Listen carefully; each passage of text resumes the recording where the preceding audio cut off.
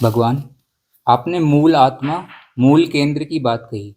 इसमें प्रश्न उठता है कि क्या सभी केंद्र झूठ हैं, या कोई एक केंद्र है जो सभी का एक फाइनल मूल केंद्र है, जिसे परमात्मा कहा जाता है, या वह फाइनल मूल केंद्र भी अनंत ही है, जो कभी मिलता ही नहीं। केंद्र जो है सदा भ्रांति है। केंद्र कभी शाश्वत नहीं हो सकता, सनातन नहीं हो सकता। जो शाश्वत नहीं हो सकता, जो सनातन नहीं हो सकता, वह भ्रांति है, वह माया है। उसकी आयु ज्यादा हो सकती है। जो है उस है में ही निहित है कि वह कभी नहीं हो जाएगा। है में ही निहित है कि वह कभी नहीं हो जाएगा। केंद्र है, सत्ता है। जो भी सत्ता है विसर्जित होगी। अभी ना होगी, कल होगी, कल ना होगी, परसों होगी, 1000 साल बाद होगी, करोड़ों साल बाद होगी, अरब साल बाद होगी, कभी ना कभी विसर्जित होगी। ब्रह्म की आयु है क्योंकि ब्रह्म की सत्ता है, ब्रह्म का केंद्र है, तो ब्रह्म को विसर्जित होना होगा। तो ब्रह्म की आयु है। जैसे तुम्हारा ब्रह्म जो है अभी अभी पैदा हुआ है, जिसके तुम सदस्य हो, 1600 करोड़ साल महज हुए हैं, अभी अभी पैदा हुआ है शेषवावस्था में। तो कुछ जो है कुछ 1000 करोड़ साल के बाद में ये नहीं हो जाएगा, ये ब्रह्म मर जाएगा। ब्रह्म पैदा होते ही मरते। आत्मा भी पैदा होती है, मरती। कहते आत्मा न कहीं आती है, न जाती है, न मरती है। अरे आत्मा है, आत्मा है क्योंकि उसमें केंद्र है। ब्रह्म है क्योंकि उसमें केंद्र है। तो आत्मा भी मरेगी, परमात्मा और जो है ब्रह्म भी मरेगा। तो जहां तक केंद्र है वहां तक मृत्यु है, वहां तक मृत्यु जाएगी, क्योंकि जो भी सत्ता है वह विसर्जित होगी। केंद्र शाश्वत कैसे हो सकता है? केंद्र सनातन कैसे हो सकता है? दीर्घायु हो सकता है। किसी विराटता का केंद्र हो सकता है, अनंतता का कैसे हो सकता है? अनंतता का केंद्र होगा कैसे? जब अनंतता परिसीमित है ही नहीं, उसका कोई परिसीमन नहीं है, तो केंद्र कैसे संभव है? केंद्र के लिए परिसीमन जरूरी है, परिधि जरूरी है। बगैर परिसीमन के केंद्र हो नहीं सकता। परिधि में जो ऊर्जा का संचरण है, उस संचरण से केंद्र बनता है, और केंद्र फिर परिधि को संभालता है। अन्योन्याश्रित हैं, एक दूसरे पर आश्रित हैं। परिधि और केंद्र एक दूसरे पर आश्रित हैं। परिधि भी भ्रांत है क्योंकि बांटा नहीं जा सकता। अनंत को बांटा जा सकता है? कितनी भी विराट रेखा खींच लो, कितना भी विराट वृत्त जो निर्मित कर लो ऊर्जा के सहारे, वह निर्मित भी नहीं हो पाता। सिर्फ ऊर्जा का खेल मात्र है, वह निर्मित नहीं हो पाता। परिधि को निर्मित नहीं कर सकते, खेल हो सकता है। तो ऊर्जा का जो वह खेल है, जिसमें भासता है वृत्त, कोई भी साइकिल, उसमें चूंकि ऊर्जा का खेल है, तो ऊर्जा का एक नियम है कि वृत्त के मध्य में केंद्र जो है उस वृत्त को संभाल रहा होता है। बगैर केंद्र के आकार नहीं हो पाता, और बगैर आकार के केंद्र नहीं हो पाता। और केंद्र एक भ्रांत सत्ता है। वह जो है एक टेंशन पॉइंट है। कोई भी आकार है तो हर पॉइंट से टेंशन आ रहा है। कोई साइकिल में कोई चीज मूवमेंट में है और साइक्लिक रिदम है, उसमें एक साइक्लिक रिदम है, तो साइक्लिक रिदम में उसके हर बिंदु पर जो है टेंशन होगा, और वह टेंशन जो है केंद्र से जुड़ा हुआ होगा, कि केंद्र से बैलेंस हो रहा होगा, केंद्र से संचालित हो रहा होगा, तो वहां जो है केंद्र निर्मित हो जाता है, केंद्र निर्मित होता है। और जैसे ही परिधि का विसर्जन होता है तो केंद्र का भी विसर्जन हो जाता है। अब विसर्जन में एक बात यह है कि क्षुद्र में कोई केंद्र विसर्जित होता है, क्षुद्र का कोई केंद्र विसर्जित होता है तो एक्चुअली वह शिफ्ट होता है, किसी विराट में शिफ्ट होता है। विसर्जन का अर्थ होता है शिफ्टिंग, वह शिफ्ट होगा, क्योंकि आकाश जो है, आकाश बदल जाएगा, क्षुद्राकाश से थोड़ा सा महाकाश हो जाएगा। एक्चुअली वह भी क्षुद्र ही है, लेकिन इसके रिलेटिवली किसी बड़े आकाश में होगा। कोई भी परिधि विसर्जित होगी तो वह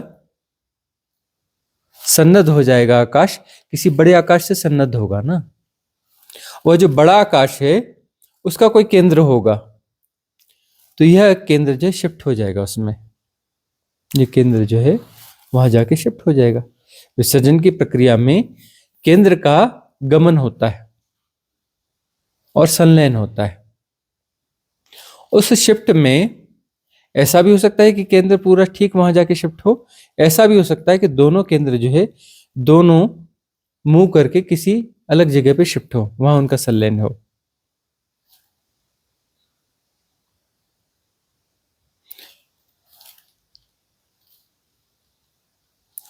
अब बहुत गहरे में जाओगे, चलो खोल ही देते हैं, बाद में बात बनी ना बनी।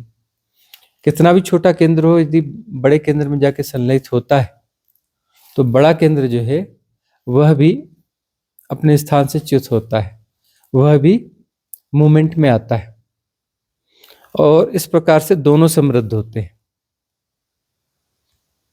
दोनों समृद्ध होते हैं। उसकी समृद्धि के लिए उसका स्थान परिवर्तन जरूरी है, चाहे वो बड़ा केंद्र भी क्यों ना हो। यदि कोई चेतना ब्रह्म में संलयित होगी तो ब्रह्म भी समृद्ध होगा। ब्रह्म ही है, एक बात यह भी है, लेकिन तब भी वो ब्रह्म समृद्ध होगा, और उसका केंद्र जो है कहीं ना कहीं मूवमेंट करके वह भी शिफ्ट होगा। उसका मूवमेंट छोटा होगा, इसका मूवमेंट बड़ा होगा, लेकिन शिफ्ट दोनों होंगे और उससे समृद्धि होती है। लेकिन वो कितना भी समृद्ध हो, है तो भ्रांत सत्ता ही ना, भ्रांत सत्ता ही है ना।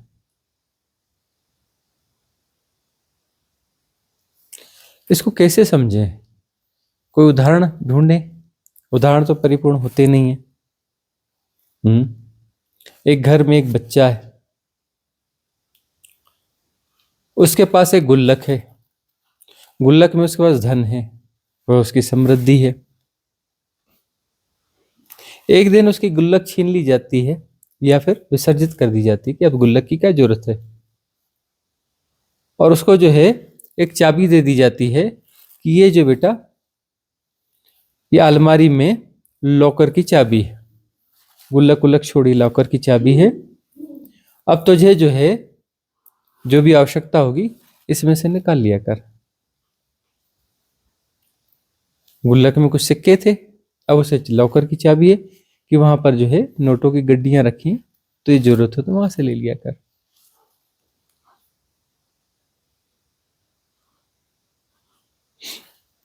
तो इस प्रकार से यह जो है शिफ्टिंग है। इस शिफ्टिंग में उदाहरण परिपूर्ण नहीं होते, इसलिए उदाहरण देते समय हम थोड़ा हिचकते हैं, उदाहरण जो बराबर संकेत दे नहीं पाते। केंद्र शिफ्ट होता है और समृद्धि का विकास होता है। पर एक बात और देखो कि अब उस गुल्लक की जरूरत न रही, और वहां पर जो है एक ऑलरेडी तिजोरी है, तो तिजोरी में कितना भी धन हो, ठीक है, अब ये गुल्लक का कुछ ना कुछ धन तो होगा, वो भी तो उसमें सम्मिश्रित होगा ना, वह खजाना कुछ ना कुछ तो समृद्ध होगा ना उससे, ना होगा। भाई 1 करोड़ रुपए में यदि 1,000 मिलाए जाएं तो कुछ तो बढ़ती हुई ना, घटती तो ना हुई ना। तो समृद्ध वह भी होता है।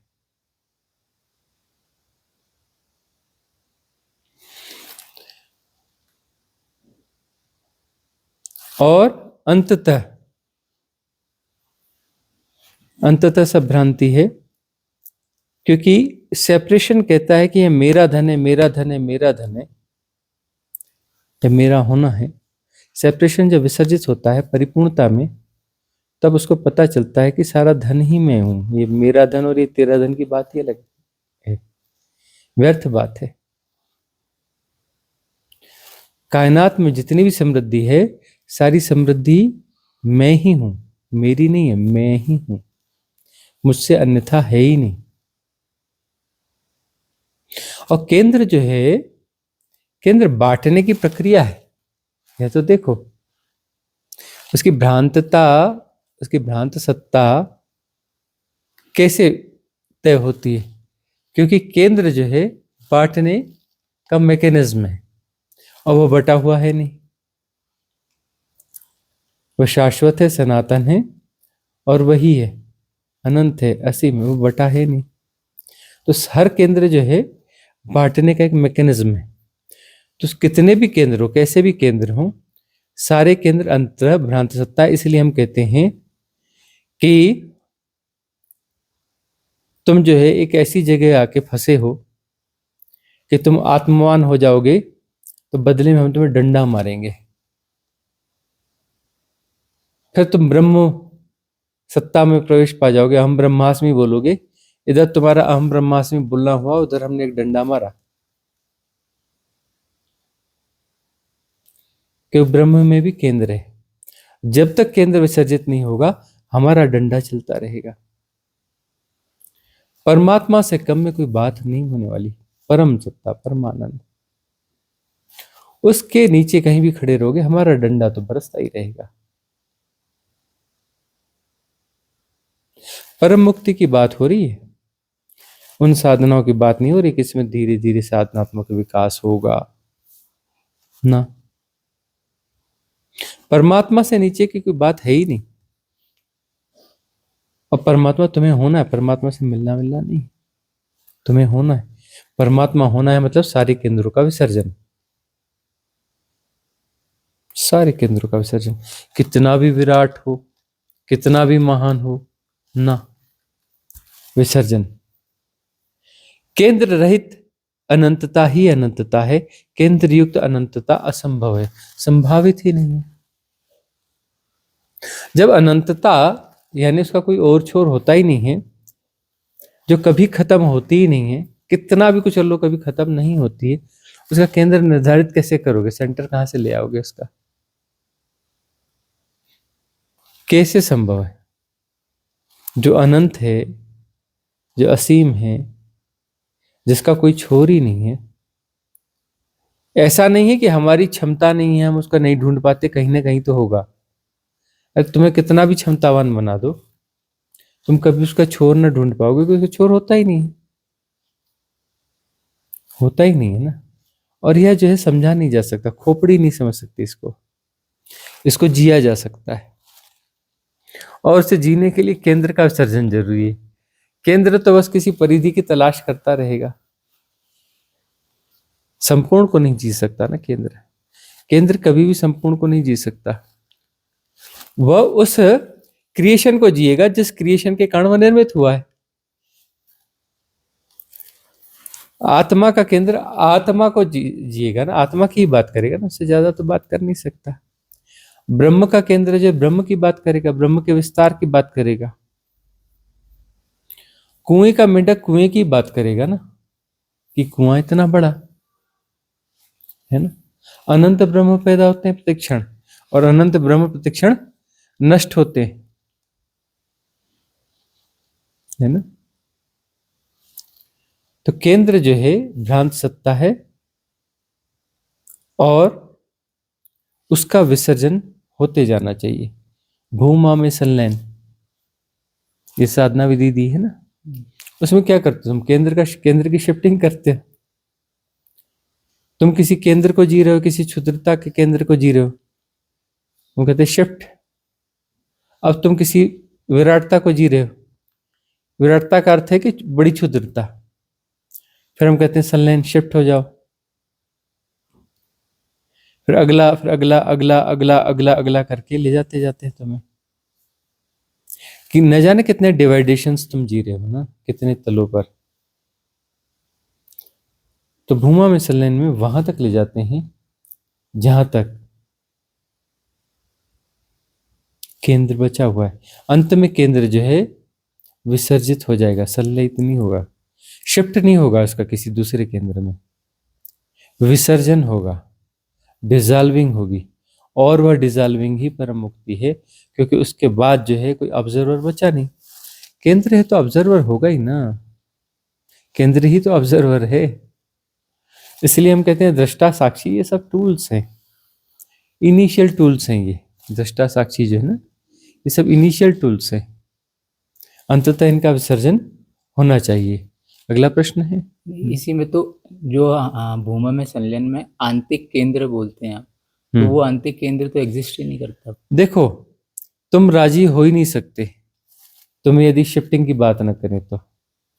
हम तुम्हें कितना भी समझा रहे हैं कि यहां पर तुम जो है परमात्मा हो जाओगे, बोले हाँ बिल्कुल ठीक है, बाद में कभी होंगे, अभी तो नहीं, अभी तो ब्रह्म होना है, ब्रह्म को जिएंगे। आम ब्रह्मास्मि, अहम पे जोर मारोगे, अहम ब्रह्मास्मि। परमात्मा को छुआ नहीं जा सकता, परमात्मा हुआ जा सकता। आहा हा, क्या प्यारी बात है। लेकिन परमात्मा होने के लिए तुम राजी हो जाओ, आसान नहीं है मामला, मामला आसान नहीं है। तो वो लोग नहीं, परमात्मा ऐसे ठीक है कि कहीं रहता है, कभी मिलेंगे, hello dear, how do you do, हाँ कैसे हो, क्या हाल चाल है, केम छो, ऐसा परमात्मा चाहिए ना।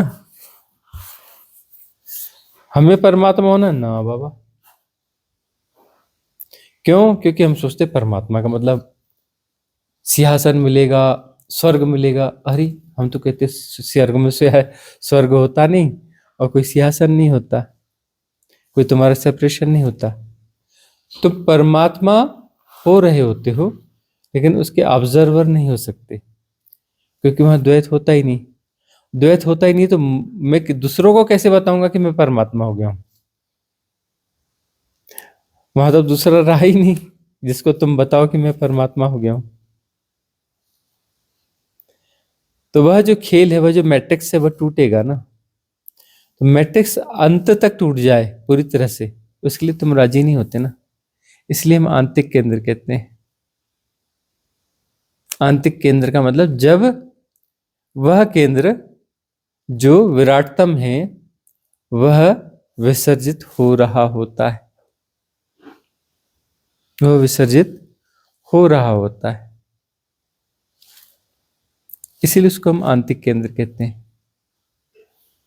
पर एक गहरी बात और है कि वह जो विसर्जन है, वह जो विसर्जन है वह शाश्वत घटना है। थोड़ा हजम करने में दिक्कत होगी कि विराट का जो केंद्र है उसका विसर्जन शाश्वत घटना है, क्योंकि विसर्जन में वो क्या हो रहा है, स्प्रेड हो रहा है ना। विसर्जन का क्या अर्थ है, स्प्रेड हो रहा है ना। तो स्प्रेड होना कभी खत्म हो सकता है क्या? भाई अनंत एक न एक दिन खत्म हो जाएगा, तो स्प्रेड होना बंद हो जाएगा, ठीक है ना? नहीं है ना, अनंत खत्म होगा, स्प्रेडिंग खत्म होगी। इसीलिए इसको कहते हैं परमानंद, कि आनंद का विस्तार हो रहा है। विस्तरण नहीं है तो आनंद नहीं, सड़ जाएगा। जो आनंद ठहरा हुआ है वो तो सड़ जाएगा, वो आनंद होगा ही नहीं। विस्तरण है आनंद है, उसको परमानंद कहते हैं कि मतलब उसमें कोई ब्लॉकेज ही नहीं है, अनंत विस्तरण होगा। तो वो जो आंतरिक केंद्र है वो क्या हो रहा है, डिजॉल्व हो रहा है। कब तक होगा? शाश्वत घटना है, क्योंकि वह जो है छोर तो कभी आना है नहीं। छोर कभी आएगा क्या? आंतरिक छोर कभी आएगा क्या? पॉसिबल है? How it is possible? कैसे संभव है? आंतरिक छोर तो कभी आएगा ही नहीं। तो वह जो विसर्जन है, वह विसर्जन की प्रक्रिया शाश्वत प्रक्रिया है, वह शाश्वत प्रक्रिया है, इसलिए खेल शाश्वत है और सनातन है। क्योंकि विसर्जन हो रहा होता है, इसलिए सृजन हो रहा होता है। बात तो पूरी होगी ना, अधूरी बात होती नहीं। अनंत ब्रह्म पैदा हो रहे होते हैं और अनंत विसर्जित हो रहे होते हैं। ब्रह्म पैदा हो गया ऐसा है क्या? ब्रह्म पैदा हो गया ना, खेल खत्म हो गया ना? ना जी, पैदा हो रहा है। वो पैदा हो गया, अब ब्रह्म वहां पे रखा हुआ है, यहाँ पे ऐसा नहीं, ब्रह्म पैदा हो रहा है। ब्रह्म का मतलब होता है द एक्सपांडिंग यूनिवर्स, फैलता हुआ विश्व। वह फैल रहा है, हो रहा है, पैदा हो रहा है। 1600 करोड़ साल हुए, 1600 करोड़ साल से पैदा हो रहा है। अब तुम पैदा हो रहा है तो तुम अपना सोचोगे मैंने गाय का बच्चा पैदा देखा, आदमी का देखा, थोड़ी देर में पैदा हो जाता है। चलो भाई, सियत सियत मास 10 लागे, मास 9 लागे, जो भी लागे, 9-10 मास में तो पैदा हो ही जाएगा। पहले 10 मास में पैदा होते थे, बाद में 9 में, आजकल 8वें 7वें में पैदा हो जाते हैं। हरी जल्दी, फटाफट जल्दी पैदा होने लगे। तो जो है, अब ऐसा लगता है कि पैदा होना मतलब पैदा हो गया, पैदा होना बात खत्म हो गई। आंतरिक सत्यों में बात अलग है। ब्रह्म क्या हो रहा है? पैदा हो रहा है, या तो पैदा हो रहा है या मर रहा है जैसा नहीं होता। पैदा हो रहा है या मर रहा है जैसी कोई चीज नहीं होती यहाँ पर।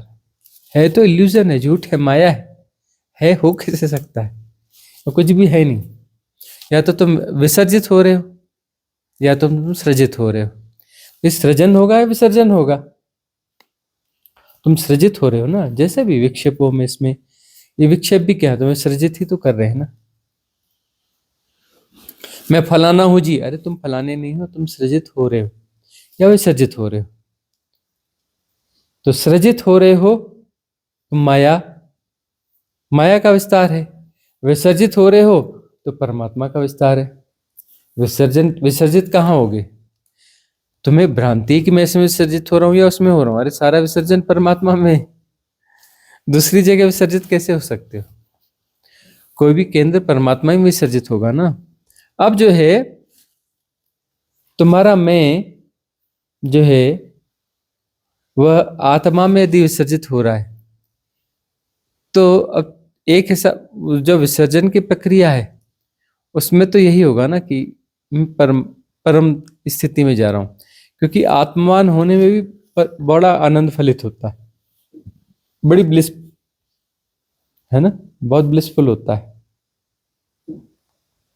आत्मा में विसर्जन भी बड़ा ब्लिसफुल होता है, फिर ब्रह्म होना भी बड़ा ब्लिसफुल होता है।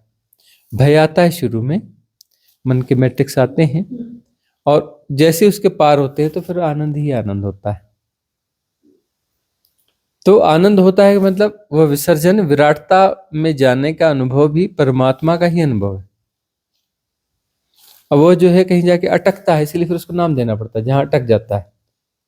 आत्मा में अटक गया तो आत्मा हो गया, ब्रह्म में अटक गया तो ब्रह्म हो गया। लेकिन जब तक विसर्जित हो रहा था, वह होने की प्रक्रिया जो है वह परमात्मा है में अटकना वह मैट्रिक्स है में अटक गया, चाहे आत्मा में अटका चाहे ब्रह्म में अटका, है में अटका ना। अटकाव तो इजनेस है ना, सत्ता हो गई ना, सत्ता निर्धारित हो गई ना, और निर्धारित सत्ता जैसा कुछ होता नहीं। सत्ता का विसर्जन है ना। तो आंतरिक केंद्र जो है जब वो विसर्जित होता है तो विसर्जन शाश्वत होता है, सनातन होता है। उसमें टाइम स्पेस के इल्यूजन नहीं होते हैं, क्योंकि वह विस्तार सहज होता है, वह विस्तार सहज होता है, शाश्वत होता है, सनातन होता है। अगला प्रश्न। प्रणाम गुरुजी। आप बोलते हैं एनर्जी सेट होने के लिए 3 दिन लगते हैं हम्म, साधक की। हम्म, तो रिट्रीट में जब भी साधक आते हैं तो उनके उनके सबकॉन्शियस माइंड पे काम होता है या उनके प्राण तत्व पर काम होता है? हम्म।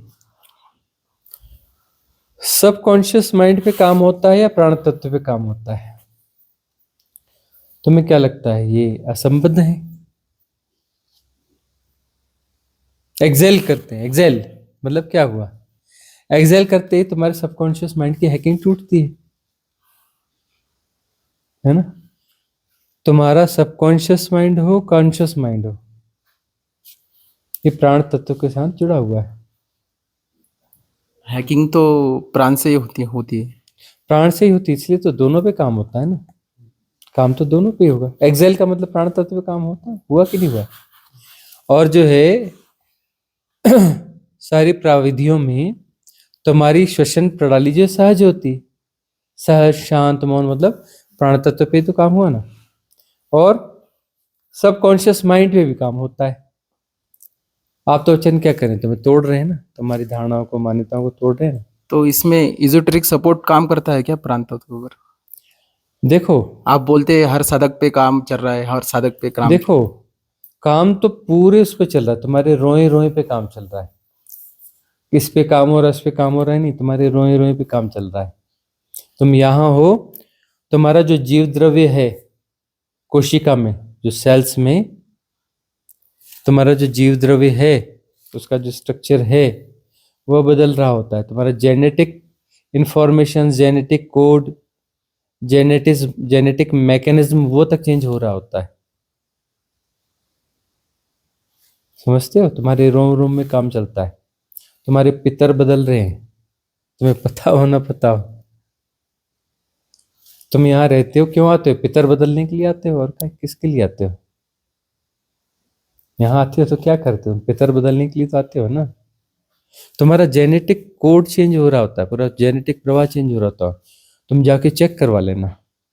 यदि कोई बड़ी लेबोरेटरी होगी, स्ट्रांग लेबोरेटरी होगी, कैम्ब्रिज में, हार्वर्ड में, कहीं पर बड़े वैज्ञानिक होंगे, उनसे चेक करवा लेना। और रिकॉर्ड कोई हो कि पहले, बिफोर एंड आफ्टर नहीं चलता। तुम हमारे पास नहीं आए थे, उसके बिफोर का और बाद का तुम्हारा सब चेंज हो रहा है। और एक दिन तुम सरेंडर हो जाओगे, मतलब तुम्हारे पितर हम हो जाएंगे। तुम पितर बदल रहे हो ना। तुम्हारे वो पितर जो थे वो पितर न रह जाएंगे, तुम्हारे पितर हम हो जाएंगे।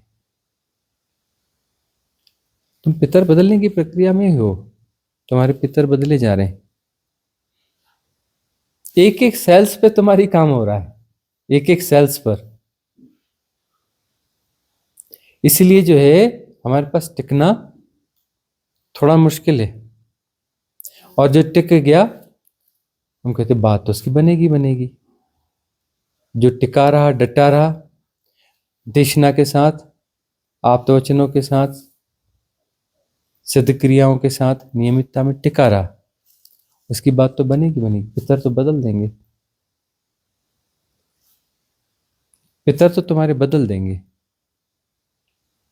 तुम हमसे जुड़ जाओगे, हम तुम्हारे पितर हो जाएंगे। फिर तुम्हें अपने पितरों की भावधारा में बहना होगा। अनंत, असीम, निर्गुण, निराकार। हम्म,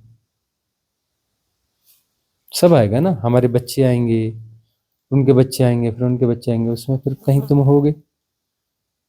हमारे बहुत सारे बच्चे हैं, बहुत सारे ब्रह्म हैं, अनंत ब्रह्म है, पैदा होते हैं, नष्ट होते रहते हैं। हमारे बच्चों के बहुत सारे बच्चे हैं, अनंत आत्माएं हैं। तुम जुड़ते जाओगे ना। तुम्हारी एक एक सेल्स पे काम हो रहा है। और वो क्या हो रहा है, कैसे हो रहा है, उसको समझने की कोशिश नहीं करना, क्योंकि तुम समझ पाओगे नहीं, कभी ना समझ पाओगे। और उसको समझने की कोशिश भी नहीं करना। संपूर्ण रूपांतरण होता है, संपूर्ण रूपांतरण की बात करें नहीं जी, हम गुरुजी के पास सूखने से कुछ सीखने गए थे, उन्होंने बड़ी अच्छी बातें, तो बातें बातें नहीं सिखाते, बातें तो छोटी मोटी चीजें। तुम पूरे बदलते हो, पूरे, तुम्हारी सारी कायाएं बदल जाती हैं, सारी कायाएं बदल जाएंगी, सिर्फ हमारी काया को छोड़कर, सात्विक को छोड़कर, बाकी नीचे की सारी कायाएं तुम्हारी बदलेंगी। सब में परिवर्तन हो रहा है, और सात्विक काया में तुम और हम अलग नहीं हैं।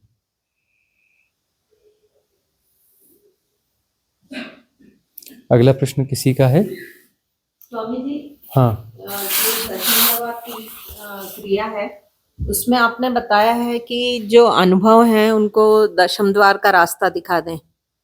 उसमें ये बोला है, तो मुझे ये पूछना था कि ये क्रिया के दौरान जो अनुभव होते हैं उनकी बात बोल रहे हैं आप, या जिंदगी में जो हम तटस्थ होके जो भी विकारों को देखते हैं उनको दशम द्वार का रास्ता दिखा? जहां भी तुम तटस्थ होते हो वहां पर जो ऊर्जा फंसी हुई है मुक्त होती है, और जब भी ऊर्जा मुक्त होगी तो जिस चक्र का वह विकार था, जिस चक्र से वो सन्नद्ध विकार था, उस चक्र को ऊर्जा मिलेगी, और उस चक्र को जब ऊर्जा मिलेगी तो वह मुक्त ऊर्जा है। वह ऊर्जा जो है चक्र भेदन करते हुए अपर चक्रास में जाएगी, और अपर चक्रास का मतलब कौन सा द्वार, कौन सा रास्ता है? दशम द्वार का रास्ता है। ऊर्जा जब भी उसका आरोहण होगा, आरोहण दशम द्वार की ओर ही होता है, सहस्त्रार पे जाकर उसको दशम द्वार तक ही जाना है। मुक्त ऊर्जा दशम द्वार पर ही चोट मारेगी। उसकी चोट हो सकता है उतनी प्रभावी न हो कि ब्रह्मरंध्र पैदा कर सके, लेकिन अंततः उसकी चेष्टा तो वही होगी। उसका मार्ग जो है सदा दशम द्वार का मार्ग है। जहां भी तटस्थ हो रहे हो वहां पर मुक्ति है, वो उस विकार की, उस पैटर्न की मुक्ति है, और वहां पर ऊर्जा की मुक्त होने की स्थिति है। ऊर्जा मुक्त होगी होगी, और जो मुक्त ऊर्जा है वो उसका आरोहण होगा, आरोहण होगा ना ब्रह्म क्षेत्र में। ब्रह्म क्षेत्र में आरोहण होगा तो उसकी चोट जो है दशम द्वार पे पड़ेगी पड़ेगी। एक प्रश्न और था कि जो ब्रह्म श्वास वाली क्रिया की विधि के दौरान आपने बताया है कि जो श्वास है वो ब्रह्म के होने का एक ढंग है, तो ये कई ढंगों में से एक ढंग श्वास का है। देखो, तुम जिस क्षुद्रता को जी रहे हो, जिस दायरे को जी रहे हो, उस श्वास को जी रहे हो, उस प्राण तत्व को जी रहे हो, ठीक है ना?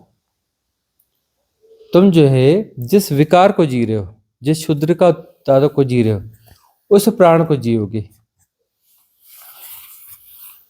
वो प्राण जो है तुम्हारा उस अकॉर्डिंग होगा, और जब तुम ब्रह्म को जी रहे होगे तो तुम्हारी श्वास ब्रह्म श्वास हो जाएगी। कोई साधारण प्राविधि नहीं है ब्रह्म श्वास। बहुत सारे साधक गजब के रूपांतरित हो चुके हैं,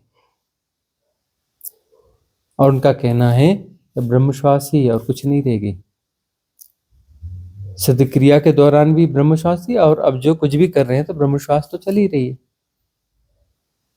अब ब्रह्म श्वास उनकी सातत्य हो गई, कंटिन्यूअस प्रोसेस में आ गई, उनकी सहजता हो गई है ब्रह्म श्वास।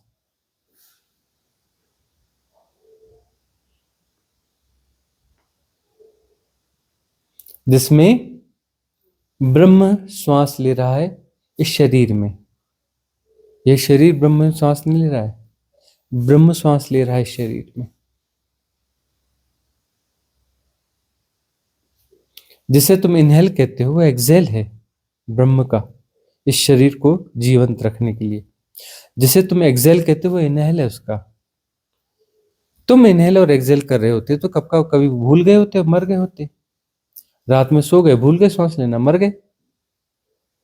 सुबह उठोगे इसकी क्या गारंटी?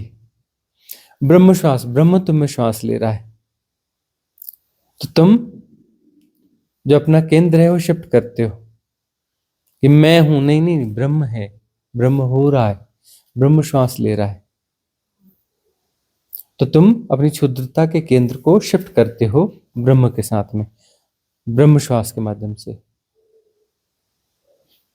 ब्रह्म जो अजीवित में भी ले रहा है श्वास, जो अजीवित चीजें हैं। नहीं, ब्रह्म तो सभी में श्वास लेता है भाई, एग्जिस्ट तो करेगा ही नहीं ना, पत्थर है, यदि ब्रह्म उसमें श्वास न ले रहा हो तो पत्थर एग्जिस्ट कैसे कर लेगा? ब्रह्म की श्वास ही तो है, सृजन क्या है, सृष्टि क्या है, ब्रह्म की श्वास ही तो है, उसके अलावा और है क्या? कॉस्मिक रिदम क्या है? ब्रह्म की श्वास है,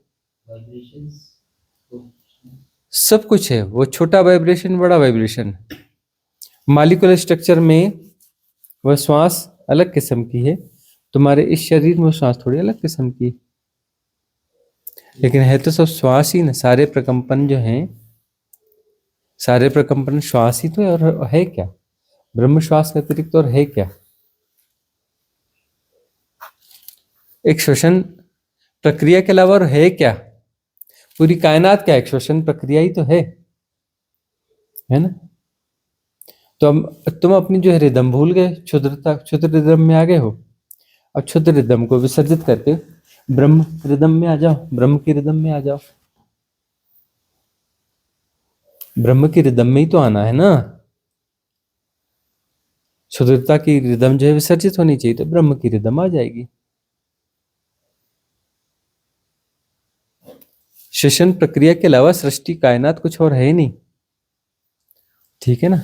और अंततः समस्त श्वास जो है ब्रह्म की श्वास है, चाहे ओछी हो चाहे विराट हो।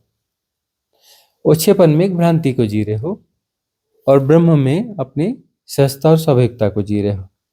इसीलिए ब्रह्म श्वास की जो सिद्ध क्रिया है वह साधारण नहीं है, साधारण नहीं है, बहुत बड़ी गिफ्ट है। ये हमने कहा है कि इस कायनात को यह बहुत बड़ी गिफ्ट दी गई है, तो इस सिद्ध क्रिया को प्रयोग में लाना। हाँ, अगला प्रश्न है। प्रणाम गुरुजी। बहुत दिन से मैं रात्रि ध्यान विधि कर रहा हूँ, लेकिन जब भी विधि करता हूँ तो शरीर शिथिल हो जाता है, बाद में नींद आती है तो एक लेयर आके शरीर एकदम रिजिड हो जाता है, कड़क हो जाता है, बाद में विचार आते हैं, स्वप्न तक जाता हूँ, उसके बाद आगे नहीं जाता। अरे ठीक, उसके लिए धन्यवाद भाव से भरो कि जो है 1 लेयर 2 लेयर वहां तक जा पा रहे हो। धीरे धीरे जो देखो क्लिनजिंग हो रही ना, इसमें क्लिनजिंग होगी, क्लिनजिंग जब प्रॉपर हो जाएगी तब जो है सुषुप्ति में प्रवेश करेगी चेतना। अभी स्वप्न में जा पा रहे हो और स्वप्न कंटिन्यूअस है, तो वहां पर तटस्थता पुष्ट होनी चाहिए।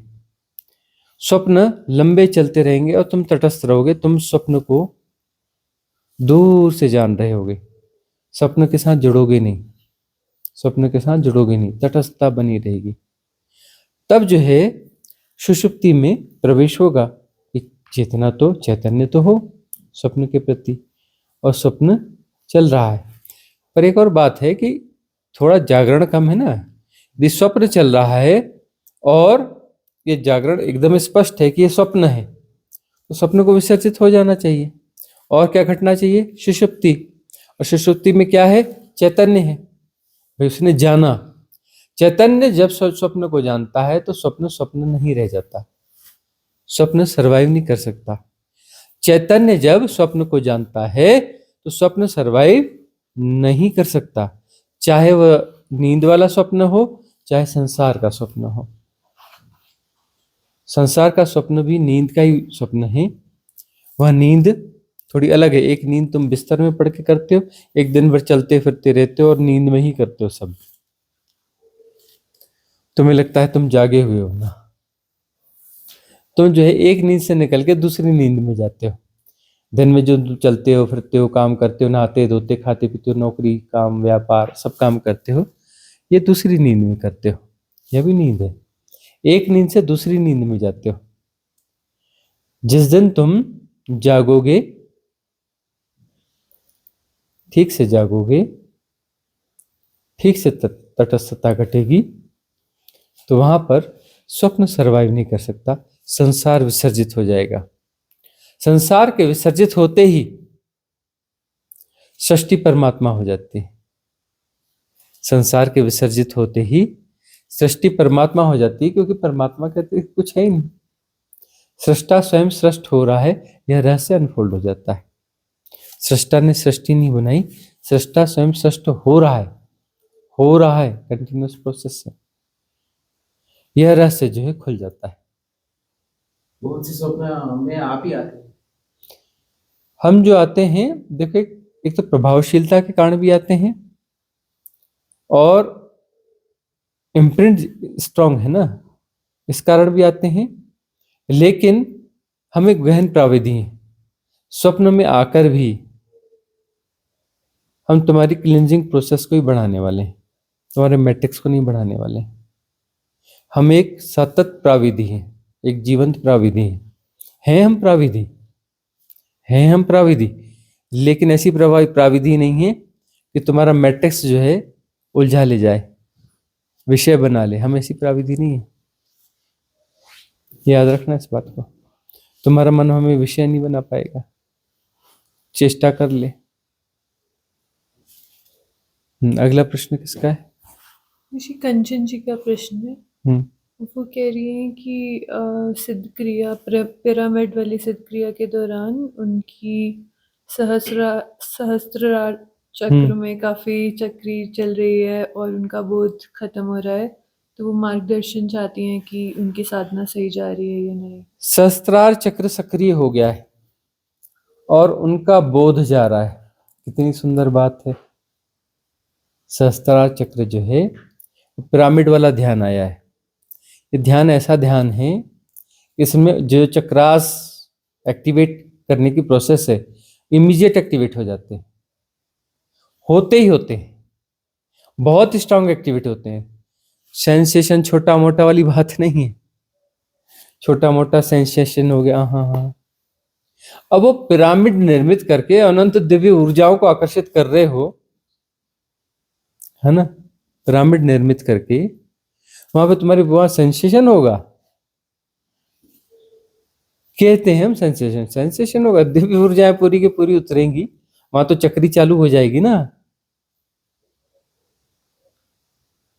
संभाले नहीं संभलेगी, इतनी ऊर्जा आती है। अब उतनी ऊर्जा आ रही है तो कंचन संभाल नहीं पा रही है, चक्री चल रही है और मेरा बोध जो है मिट रहा है। बोध मिट रहा है ना। अरे तेरा बोध नहीं मिटेगा, तू ही मिट जाएगी, चिंता मत कर। अब तो ज्यादा दिन की मेहमान है नहीं, तेरा बोध और तू दोनों मिट जाएंगे। तेरे होने का बोध जो है बचेगा नहीं, ठीक है ना। चक्री तो चल गई, अब चक्री चल गई तो अब तू नहीं बचने वाली, तेरी चक्री जाएगी। अब यही चक्री चलेगी, अब तेरी चक्री सरवाइव नहीं करने वाली, क्योंकि दिव्य ऊर्जाओं का इतना प्रवाह है, मैं को उखाड़ के फेंक देगा। ये मैं सर्वाइव नहीं कर सकता, उखड़ के फेंकना पड़ेगा अहंकार को, कंचन को जाना पड़ेगा। कंचन जाएगी तभी परमात्मा आएंगे, और कंचन को जाना पड़ेगा। परमात्मा को खाली सिंहासन चाहिए, नहीं तो नहीं आता। तुम बैठे हुए जब परमात्मा आएगा तब उठेंगे जी, हाँ। उस समय कोई मैट्रिक्स गढ़ लेंगे, परमात्मा आया है तो खड़ा है कि नहीं, अभी ऐसा है वैसा है, फलाना है ठिकाना है, तुम थोड़ा बाद में आना। परमात्मा वो काम करता ही नहीं, वह आता है तुम्हें जाना होता है। तुम जाते हो और वह आता है, तुम विगलित होते हो, विसर्जित होते हो और वह सृजित होता है। परमात्मा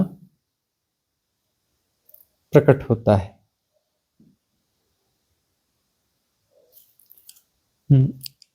आज की सभा का विसर्जन करेंगे। भवतु सब मंगलम,